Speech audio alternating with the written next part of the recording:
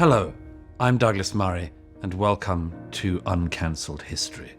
Today, we're going to be talking about the attempted cancellation not just of one figure, but of a whole range of figures. Socrates, Aristotle, Plato, the great classical philosophers who formed the foundation of Western thought. We're going to be discussing the attempt to eradicate the whole Western canon, including some of the philosophers of the Enlightenment. The reason this discussion matters is because the attempt to destroy, cancel the Western classical tradition, including the classical tradition of philosophy, arguably leaves the West without some of its most important foundations. Take away Socrates, Aristotle, Plato, the Enlightenment. You take away the very foundations of free thought, free inquiry, rationalism, and so much more. That's why the attempt to cancel the classics matters today as much as ever. And I'm delighted today to be joined in this discussion by a personal hero and one of my favorite writers currently working, Thomas Chatterton Williams, a writer of extraordinary subtlety, depth, erudition, and thoughtfulness. He's the author of 2 books, Losing My Cool, Love, Literature, and a Black Man's Escape from the Crowd, that was published in 2010, and Self-Portrait in Black and White, Unlearning Race, from 2019. He's also the author of a forthcoming book called Nothing Was the Same, The Pandemic Summer of George Floyd and the Shift in Western Consciousness.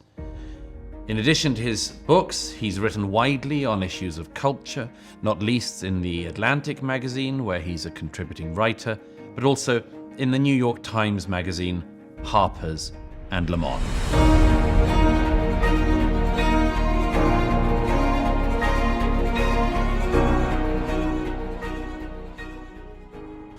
Thomas, thanks so much for being with us today. It's a pleasure. Thanks for the introduction. I wanted to start off with something you wrote about recently in The Atlantic. The piece was entitled Saving Classics from Identity Politics, and is partly a review of a new book by Roosevelt Montaz called Rescuing Socrates, How the Great Books Changed My Life and Why They Matter for a New Generation. And you quoted this. You said, Montaz described an intellectual origin story that I found strikingly familiar. A fatherless teenager who had recently immigrated to the Bronx from the sticks of the Dominican Republic and was still learning to read in English found himself on a winter evening faced with a pile of discarded books, some ornately decorated with gold-edged pages, waiting for the garbage collectors. Montaz says, I wanted to take them all, but there were too many and we had no bookshelves. In the end, I grabbed only 2 hardbacks. One of them was a volume of Plato's Dialogues. That fortuitous selection and his dogged efforts to learn what was between those covers would fundamentally change him. What was it in that made you think of your own story? Well, it made me think of my father's story, which is intimately connected to my own because my father was born in 1937 in Texas, in Longview, Texas, grew up in Galveston. As a black man in America at that time, that means he grew up under segregation. And his identity was formally as a second-class citizen. He came from a family that had no education, but he also, I was really struck when I read that in Montaz's book because my father also stumbled upon, at first it wasn't Plato's Dialogues, it was Will Durant's The Story of Philosophy. And he was a young boy, 7 or 8 years old, and there was an illustrated picture of Socrates' face, and my father fell in love with that face in a way and wanted to understand what about this man made it that his face was still being looked at thousands of years later. And so that led him to the Dialogues, and that led him to understanding that there was something in these books that transcended whatever his society was telling him about his identity, his particularized identity here, and put him in conversation with something universal and something transcendent and something uplifting. And so he set about becoming a voracious lifelong reader and collector of books He didn't become a wealthy man, but he raised my brother and me in a house that had about 15,000 books in it by the time that we were coming up. And so reading and thinking of yourself as someone who participates in this wider universal culture, humanistic culture, that became the gift and the legacy that he passed on to us. And the purpose of it was that you don't let other people tell you who you are, dictate to you what your identity is. You define the self, you create the self, and you do that by being in conversation with some of the best thoughts that have been articulated. By the way, Socrates for a young boy that's a pretty amazing place to start from. It's an amazing stroke of luck. And, you know, my father kind of, I think of him as a kind of Socratic figure in that you enter into his home and he begins to ask you questions and things that you say and that somebody else you might be talking to lets fly and takes for granted. He asks you a little bit more and probes a bit more, and you have to, you know, if we were talking about the weather at dinner growing up, you know, you would have to actually defend the proposition that it was sunny. He wouldn't just accept it. But it was these conversations, these back and forth dialogues with him that I think actually strengthened my ability to know what I actually believed and to want to be somebody that advanced positions in public. I mean, the beginning of becoming a writer for me was really talking with my dad. But before we come on to that, how it influenced you, this, I mean, one of the many interesting things in that is this is about the means by which you do dialogue, not just where you're getting to, but the means of getting there. Absolutely. I think that, you know, we live in a culture where there's a lot less questioning and there's much more assertion. And the means of getting at truth, the Socratic way of getting at truth is not to assert, but to ask, right? To interrogate. I'm going to quote one other thing from the recent Atlantic piece you wrote. It starts with another quote from Roosevelt Montes. Every year, Montes says, I witness Socrates bringing students, my high school students as well as my Columbia students, to serious contemplation of the ultimately existential issues his philosophy demands we grapple with. Montes writes, my students from low-income households do not take this sort of thinking to be the exclusive privilege of a social elite. In fact, they find in it a vision of dignity and excellence that is not constrained by material limitations. And then you add to this, you say, this position may have once seemed obvious. And you say, think of how W.E.B. Du Bois, Martin Luther King Jr. and Frederick Douglass stressed the importance of a universal humanistic education. But, you add, today, that thing that seemed obvious then is, quote, radical and contested. Right, because, I mean, this is even very different than when I was growing up, but I think it has to do with the fact that those students are being introduced to those texts with someone like Roosevelt who they relate to and who's bringing them to the text in a way that they trust. And it feels like how my father is bringing some of my friends and I to it. Some of my friends also had their lives changed by coming to my house and reading with my father, but I don't know that they would have necessarily approached those texts the same way had it just been dropped on them in school. It was it's also the person kind of showing you that these things matter, and you can see how it works with you. Now we have, in the piece, what I was referring to is now we have this kind of reevaluation of these ancient figures and the Western tradition itself as being inherently what is in today's parlance called white supremacist, or as being emblems of whiteness, and that are necessarily exclusive. And so you have a kind of, it's radical to say what he's saying, no, Socrates belongs to these materially underprivileged Dominican kids in the Bronx, just as much as, or maybe more, because he's telling them how to survive existentially, what types of questions to ask to live a meaningful life and to flourish. He's talking about exactly what has to do with their lives. But there's an argument now that says, no, like they need to actually read and think about people who physically resemble them. And Socrates was a white man. And, I reject that out of hat because it's absurd to say, because whiteness is a relatively recent concept. And Socrates we know that the Athenians didn't look around and say, we're all a bunch of white people here, it's all good. They said, no, I'm an Athenian, and like if you're in the next city-state, you're a barbarian. That was a problem. Yeah. Yeah, if you're from Sparta, then there's a real problem. They didn't say we've all got similar, epidermises. That wasn't how they thought of themselves. So it's a kind of revision of, it's looking at the past through the prism of the present in a very specific way of thinking about identity. One of the many pitfalls in that what you've just outlined is, of course, if you weren't to have, say, Socrates as a figure on which to base it, you would have to have a Socrates-like figure. And there aren't many around. No, he was a pretty unique individual. You're saying, but I'm not following your question. You're saying that if you wanted to say that he defines whiteness, if you wanted, that if you wanted to say we can't deal with Socrates, who else are you? Right. Then you've got to have a Socrates-like figure to fill the gap.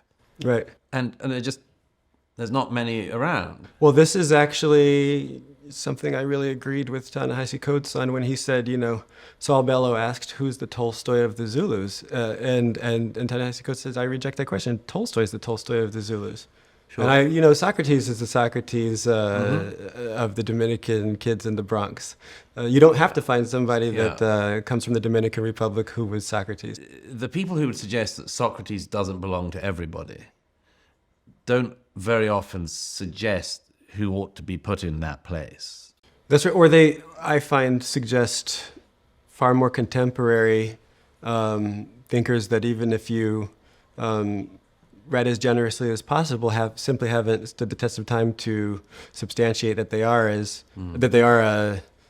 equivalent voice to swap with someone like Socrates. And what really intrigues me about this line of thinking is that it's that horseshoe where the anti-racists actually end up really agreeing with the same premises that the real racists have, which is that they also think that Socrates and the classics and the Western tradition belongs to white people. And they're very happy for you to say, you're right, Socrates isn't yours. Yeah. He's ours. Yeah. And I really hesitate to ever find myself in a position where I'm mimicking the same exact patterns of thought that that racists who believe that the thing that matters is the racial category, and that's what can't be transcended.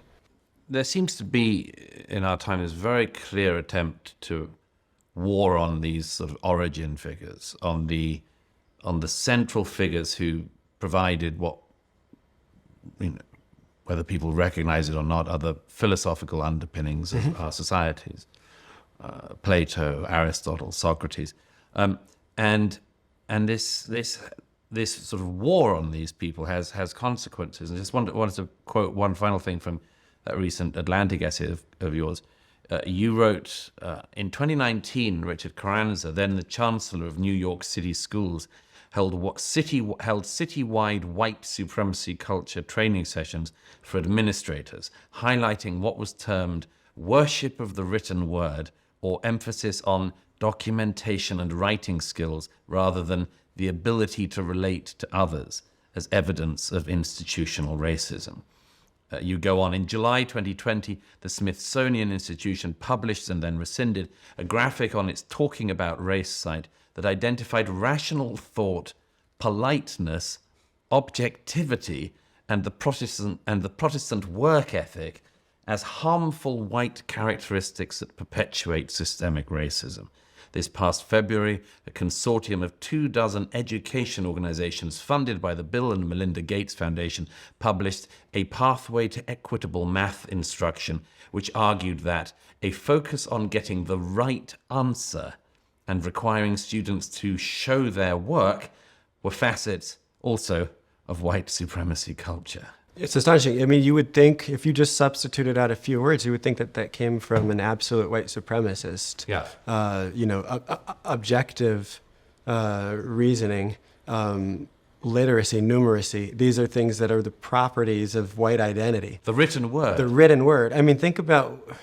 It's so absurd on its face. It means that you're essentially saying that Nigerian immigrants and Chinese kids in Flushing, Queens are, you see a work ethic in those cultures that to say that is the property of whiteness. It's first of all, it's absurd, and it's so patronizing to American blacks, it's essentially saying that, you have to find ways to think of them as actually having different brains or different cognitive capacities. I mean, it's something that if you were to accept the premises of this, you cannot actually have any reasonable notion of equality. You're saying that equality is unachievable, and it's absurdly diminishing. So this is the kind of context that we're talking about when we say that Montas published a defense of the great books program and the classics at Columbia. That's what he's in conversation with, actually. It seems to me that this sort of thinking you outlined is a direct consequence of this assault on a war against foundational figures like Aristotle, Socrates, Plato, because if you do away with all of that, you end up in this place where you have to talk about other virtues. Mm-hmm. So the classics lay out an interpretation of virtues, the things you should have in your life, the things you should aspire to, including critical thought, reasoning, and much more. And what I'm stunned by is that this, for instance, is this example you quote from the Chancellor of New York City Schools. He puts up the ability to relate to others as though that stands in antithesis to literacy. To literacy. I know, it's an astonishing thought if you think about that for even 2 seconds. And this is citywide training programs for how teachers are supposed to go back into the classroom and think about relating to different students based on the color of their skin. But it creates a dichotomy. And again, this is in the name of anti-racism. It creates a dichotomy where they say white people have this white supremacist culture where they worship the written word, but black people have an ability to relate to others. Right. Well, because one of the premises is that white individualism belongs to white people as well. So non-whites are more communal. I mean, this is like classic racism. Yeah. I've never met more of an individualist than my black dad. Right. The idea that that's some aspect of himself that was either mimicking whites or in opposition to his racial essence, it's absurd. I mean, the idea that it's also, it's a form of racism if you think about it for a moment, because you're essentially saying that white people lack the capacity to relate to others. I mean, it's true of the English, but it's not. I wouldn't. It's not that far off. Not that far. But it's the same with this one of the so-called equitable maths that you refer to, because equitable maths, to the extent that it means anything, seems to be an attempt to throw out again a certain tradition of reason, of logic, which you pick up from the classics, is to throw that out and say there are other ways of knowing. And that's what the Equitable Maths Project suggests. It suggests that this mathematics is not universal. It's Western and it's white and therefore white supremacist. But there are other ways of knowing that certain people possessed based on racial essences. Yes. I mean, you're coming back to actual biological racism. Based on your genes and ancestry, you have other ways of knowing.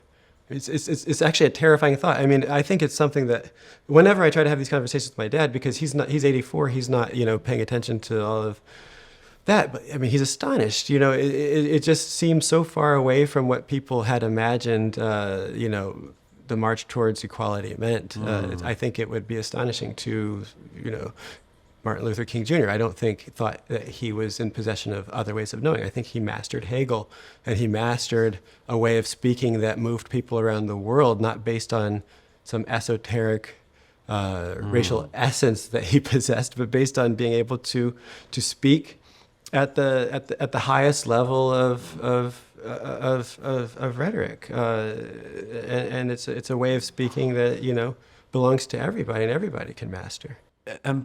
By the way, one of the other interesting aspects of this is if you throw out that tradition of, the classic one in this one is showing your work as you do a mathematical problem. But if you throw out the classics, if you throw out the origins of philosophy, of thought, of reasoning, of logic, you end up in a situation where people say, you've got these other ways of knowing. But here's one of the conundrums about this. They never say what the other ways of knowing are, or what they could or have produced. I think that some people do make an argument that other ways of knowing are like being very emotionally intelligent, being very sensitive of other people's moods, maybe reading people. I think there are arguments for how poorer people are more aware of how other people are feeling than wealthier people. Again, this has nothing to do with blood and skin. No, I mean, it's also a classic It's like female-male your survival. dichotomy. Your survival depends on reading other people's moods and states, because you don't have as much autonomy if you're impoverished. You have to be able to survive by reading your environment, and people with a lot of means can kind of be less sensitive to other people. I guess this has been, I can't off the top of my head tell you the research, but this has been shown that but it's not about race. It's about the more money you have, the less sensitive you can be.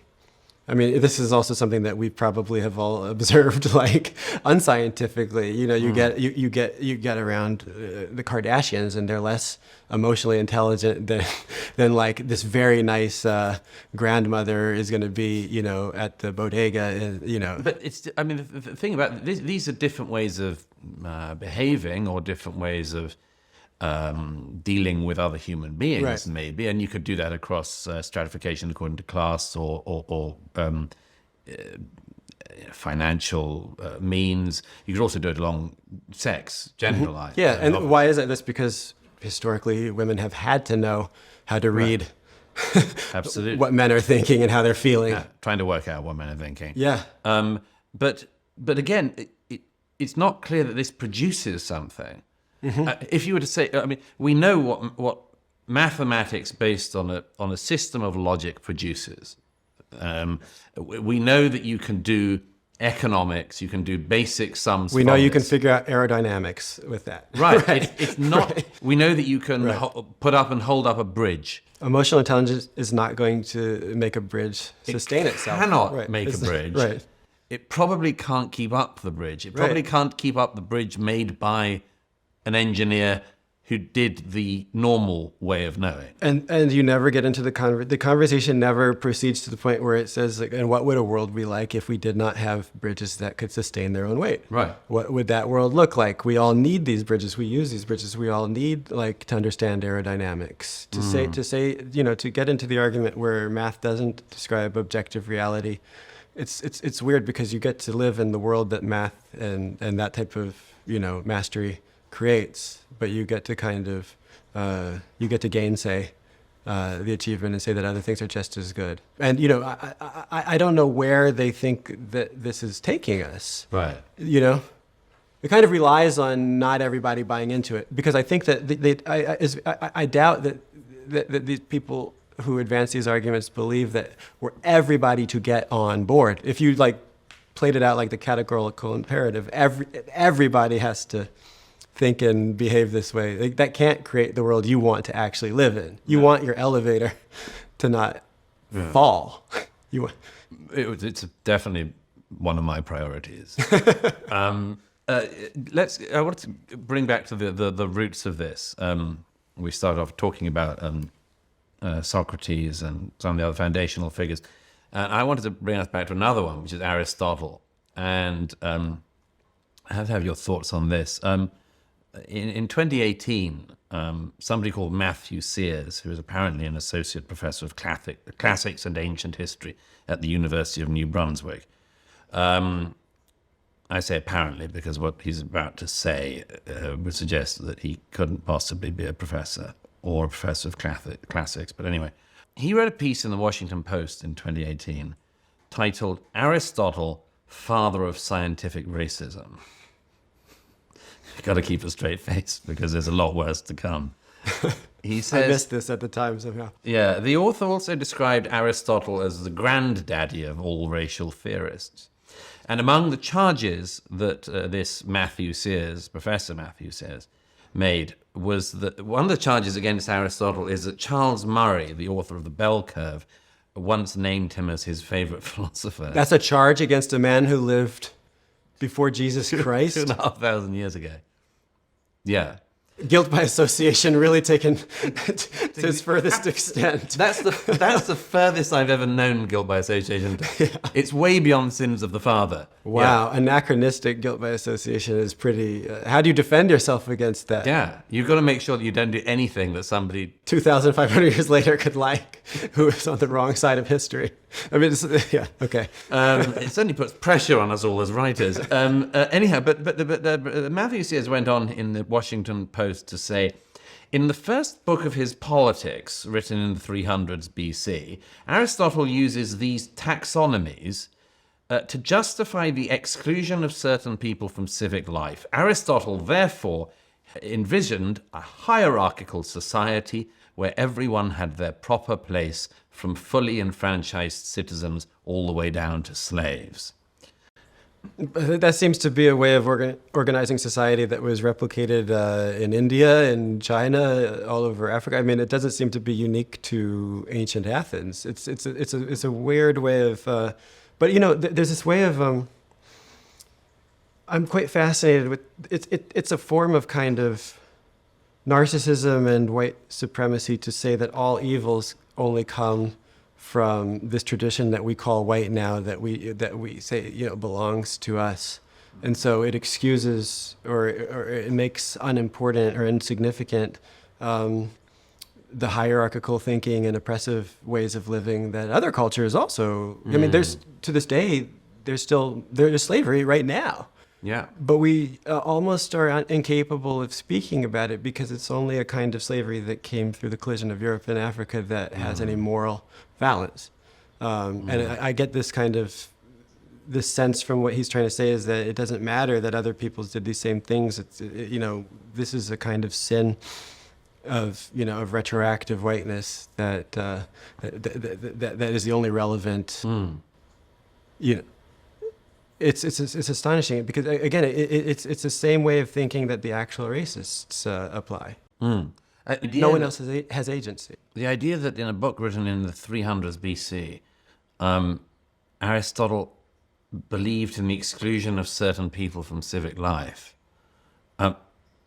There seems to be what in the era of the internet and social media we would call a severe context collapse. I mean, yes.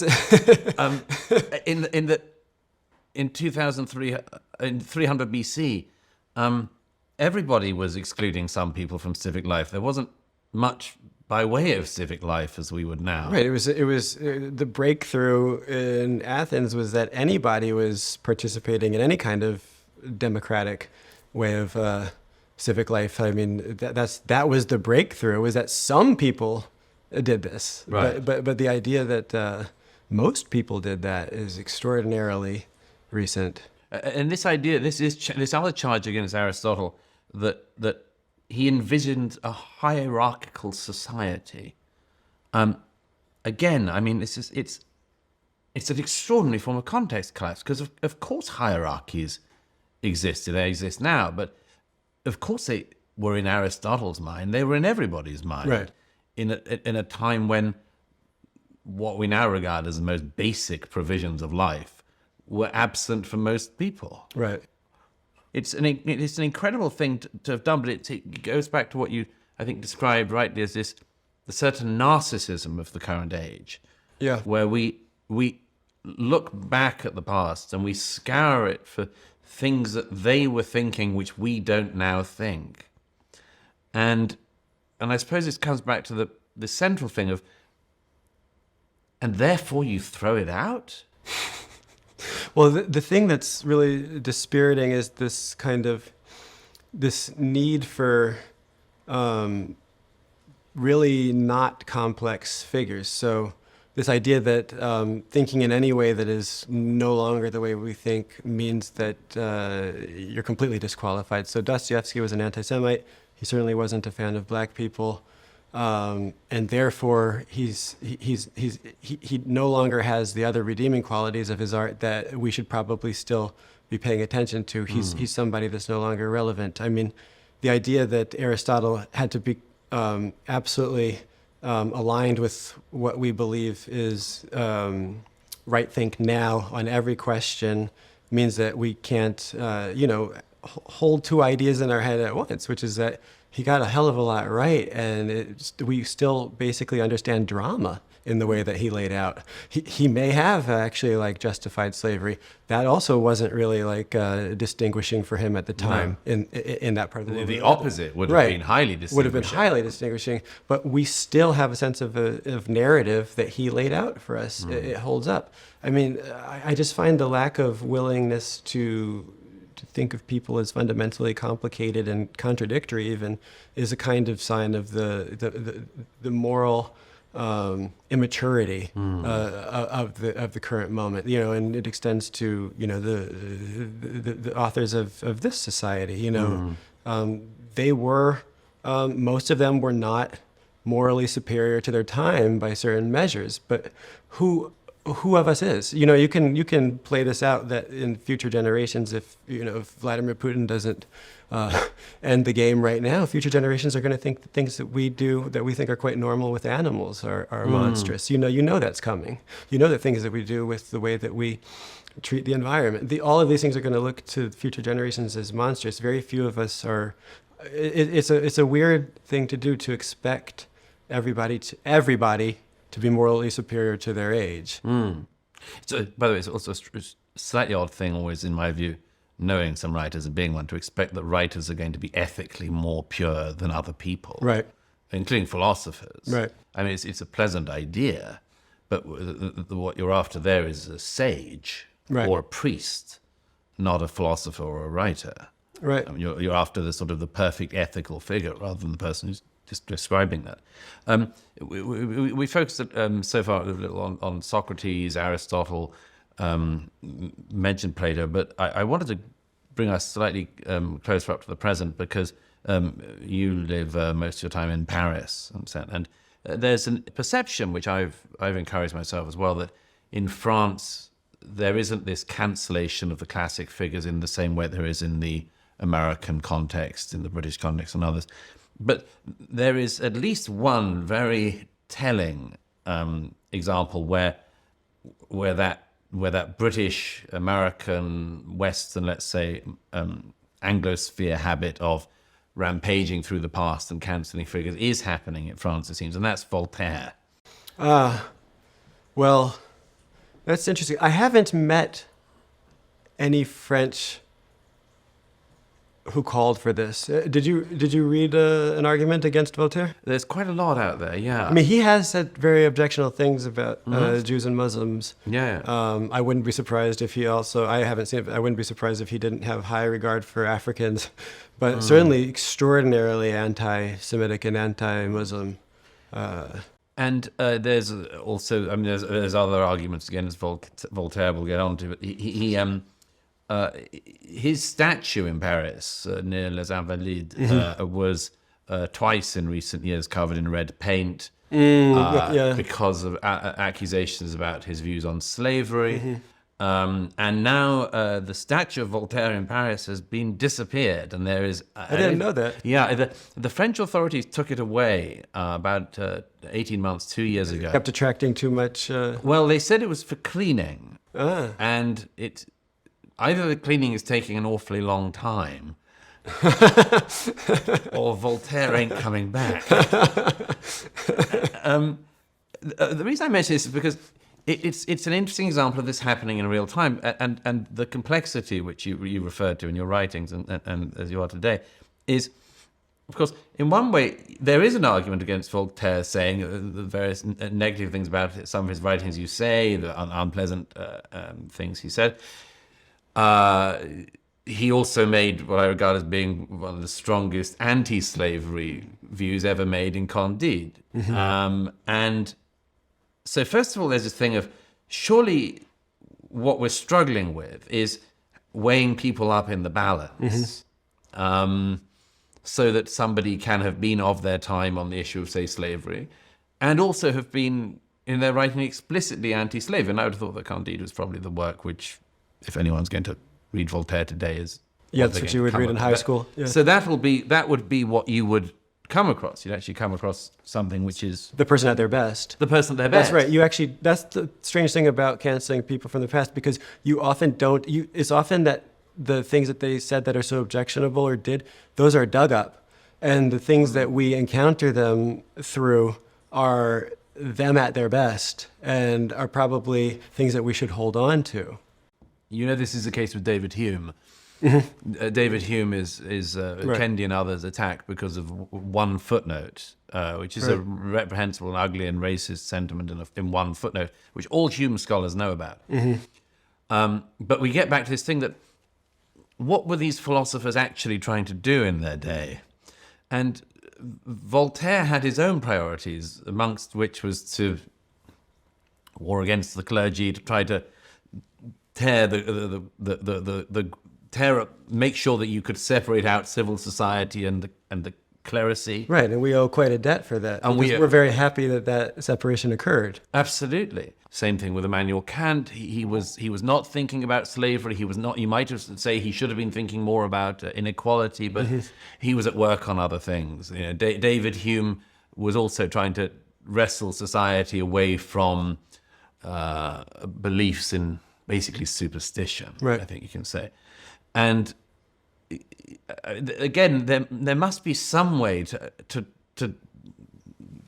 tilt our heads, to nod and to thank people for those things, whilst in the round recognizing as well that they are going to have views which, in this case, several hundred years later, in the case of Aristotle, 2,500 years later, we're not going to share. Right, and that the progress is not that everybody has to be retroactively held to the standards of the current day. Progress is that you build on the best of what's been thought and enacted from the past, and you take it a bit further. They pass the baton, and I mean, it's very strange to me that we don't just intuit that people from previous eras were working with different frameworks, and that we ourselves are complicated. We give ourselves quite a lot of leeway. We know that we mess up and we are not correct on every question, and we say that we understand we're trying, but we don't kind of extend that generosity. Yes. I've been really surprised by how puritanical the moment has become, and not to keep saying the same thing, but I think that it really does matter that the things that we're scandalized by are things that have to be dug up. That there's this kind of scouring of the past, looking for things to get upset over. Looking for the errant footnote. Yeah. One of the many things that comes to mind from this is a quote, a favorite quote of mine, Milan Kundera, who said in, I think, Testaments Betrayed, he said, mankind operates in a fog. We stumble along a path, we create our path as we go along it. This isn't the interesting observation. He said the interesting thing is that when we look back, we see the man, we see the path, but we don't see the fog. That's beautiful. Everything seems obvious once you've got there, because you're here. We're here, and we're here because things happened. All of which seem obvious to us. You know, the classic one being everyone knows exactly what they would have done from 1939 to 1945 had they been in Germany, and they would have all been Oskar Schindler, or they'd have been members of the White Rose group. In fact, they'd have all been Nazis, almost certainly. And I mean, we know that if you're in Germany, most people couldn't have been anti-Nazi. We all imagine that had we been living in the Enlightenment period. By the way, again, it's interesting the number of attacks on Enlightenment philosophers we see coming across. We imagine that if we were in the midst of the Enlightenment, we would be trying to work out the categorical imperative.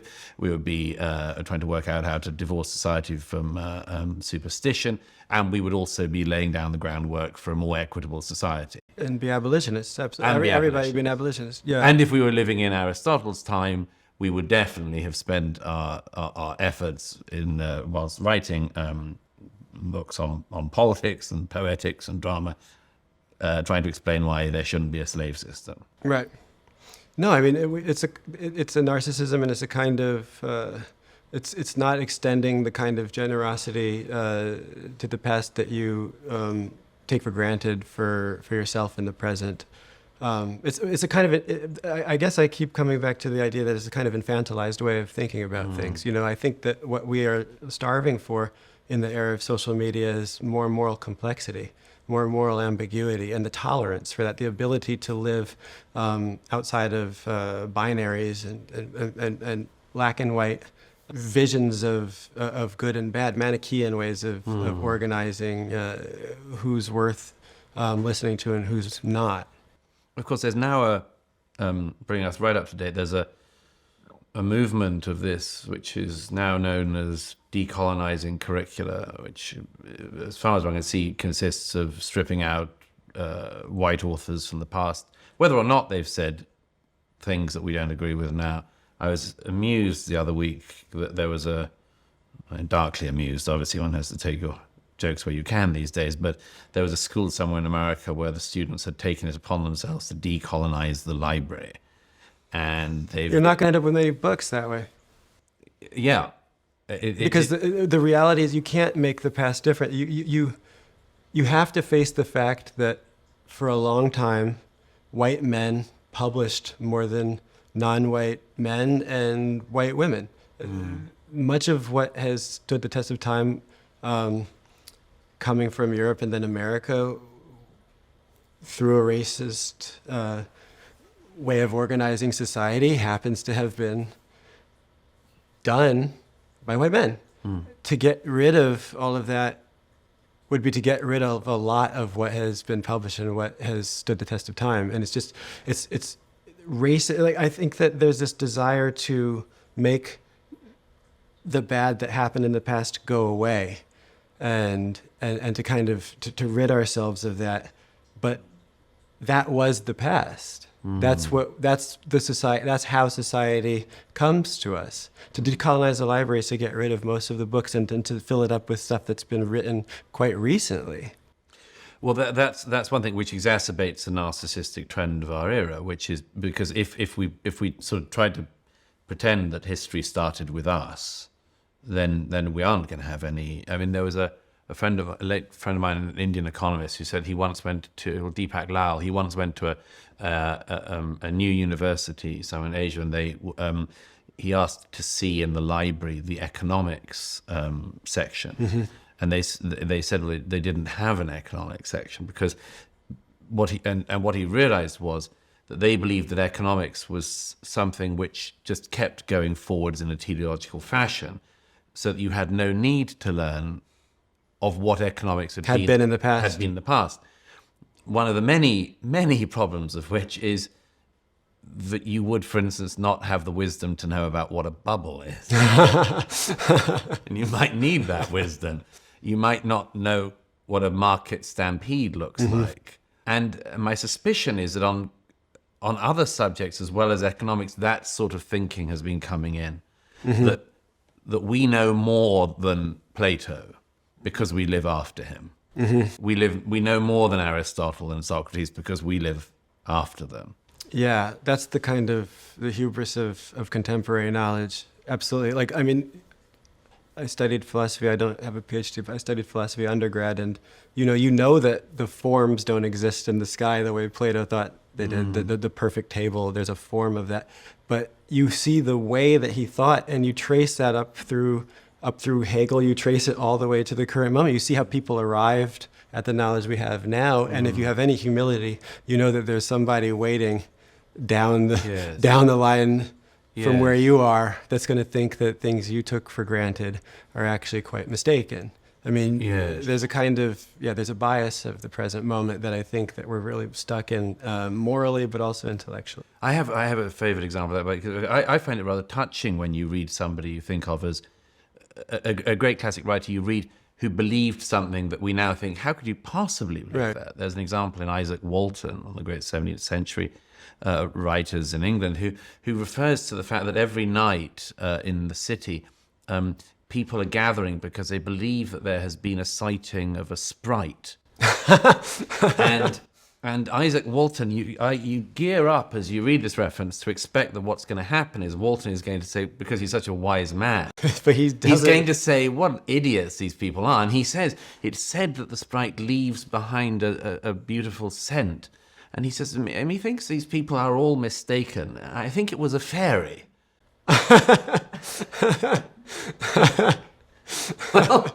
Well, I didn't see that coming. But it's good that we actually know that. I don't think we'd be better off if we excised that knowledge of how people used to think. I find it I find it touching and and also it comes back to this point of humility.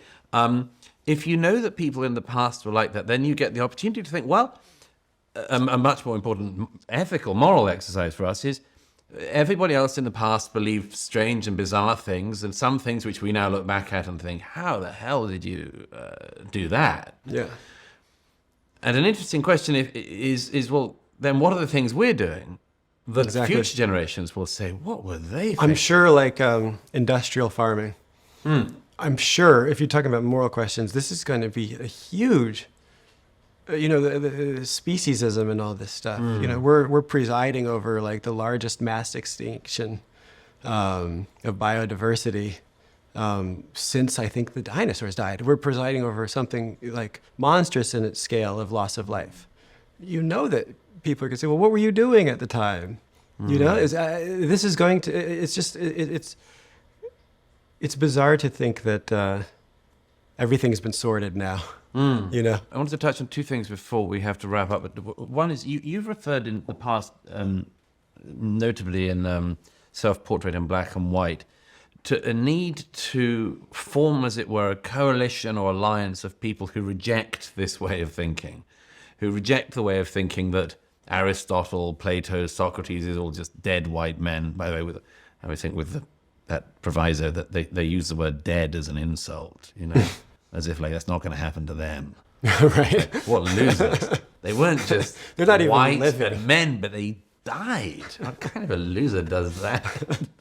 But you mentioned in Self-Portrait in Black and White that the need for a sort of coalition of people across political, racial, and other boundaries to reject this way of thinking, to reject this.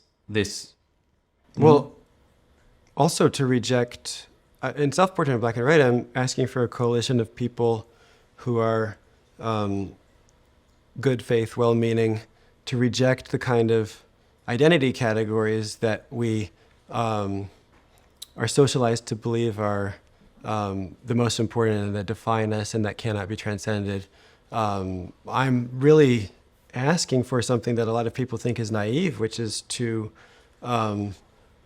if you really want to move beyond racism, don't just oppose racism, but actually imagine a future in which race is transcended. And it's something that actually a certain type of anti-racist can get very upset with, because there's a kind of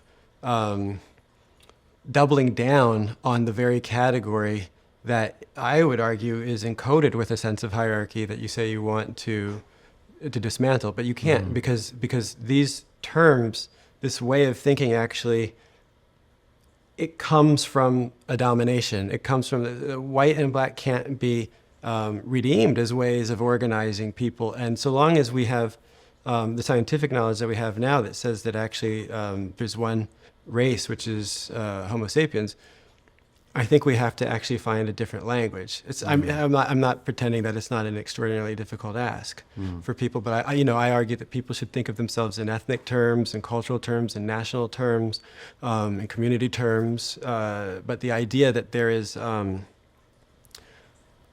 something that makes you a different race than me, I just don't think you're going to ever get beyond what that implies in terms of racism.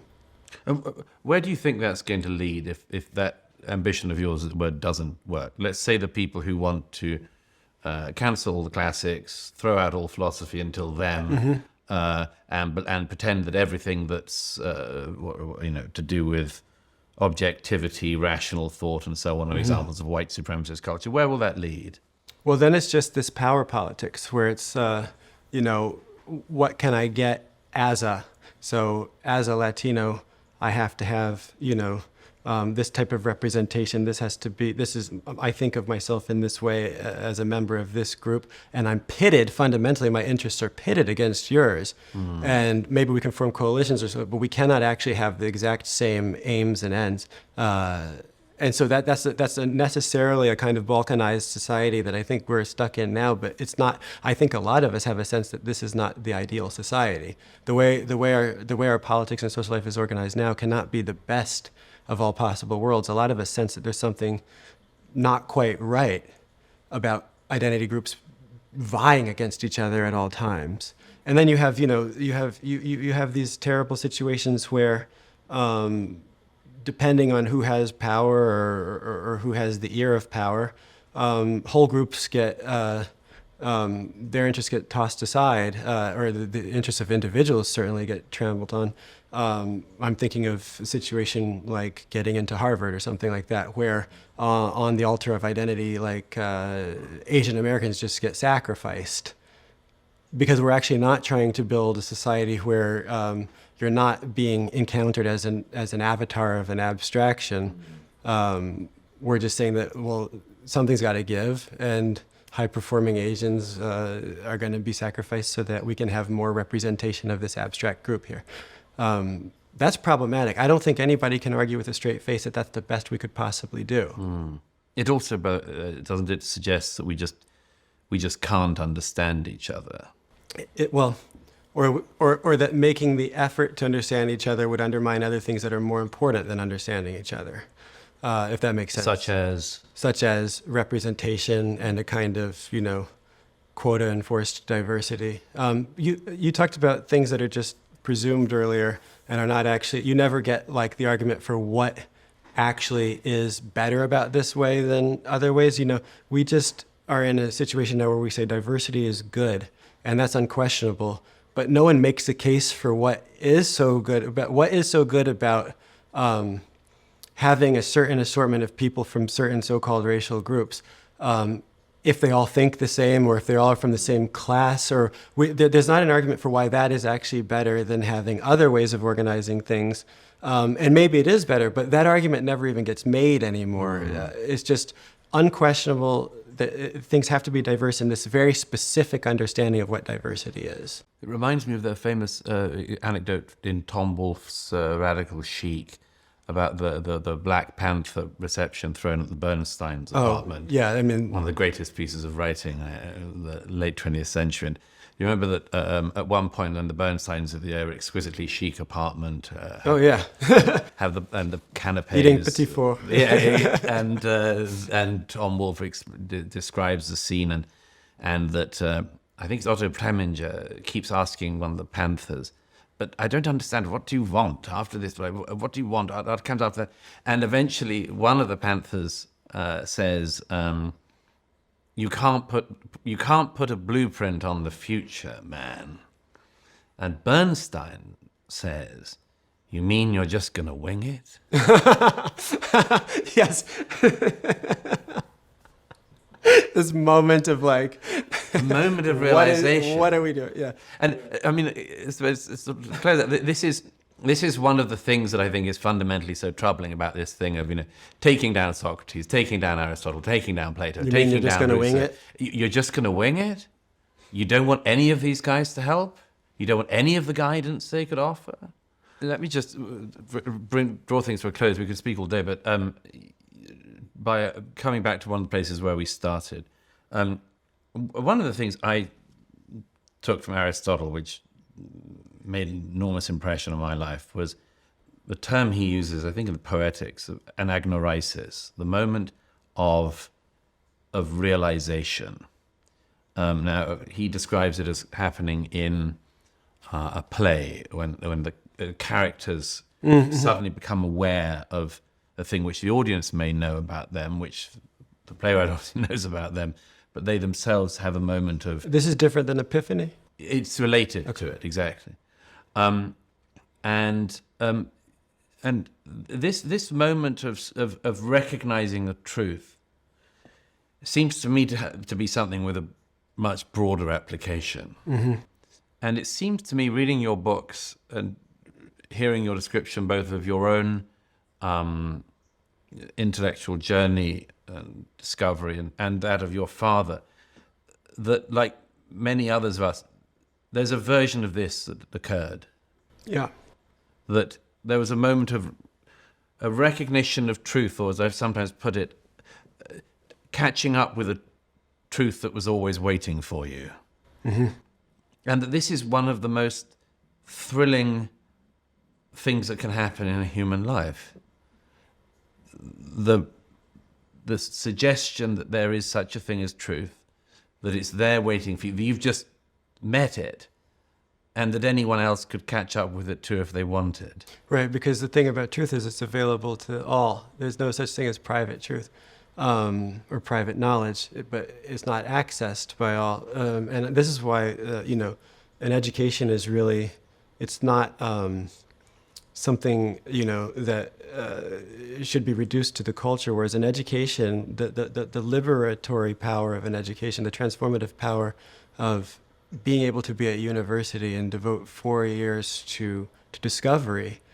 I mean, it's thrilling, as you said, and it's something that, what pains me, I guess, about these conversations is to reduce that powerful human gift of epiphany or this other beautiful Greek word that you used, to reduce that to something so small as what we're talking about, that, well, that's not for everybody. That's why that's there's different ways of knowing.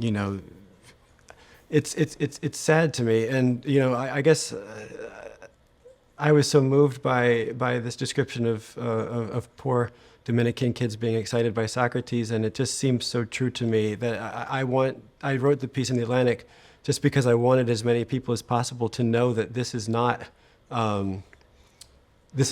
something that I should be protected from, or people who look like me should be protected from. Don't think that you're doing me a favor by saying that this isn't for me. You're doing the opposite, even if you mean well. Thomas Chatterton Williams, thank you. Thank you.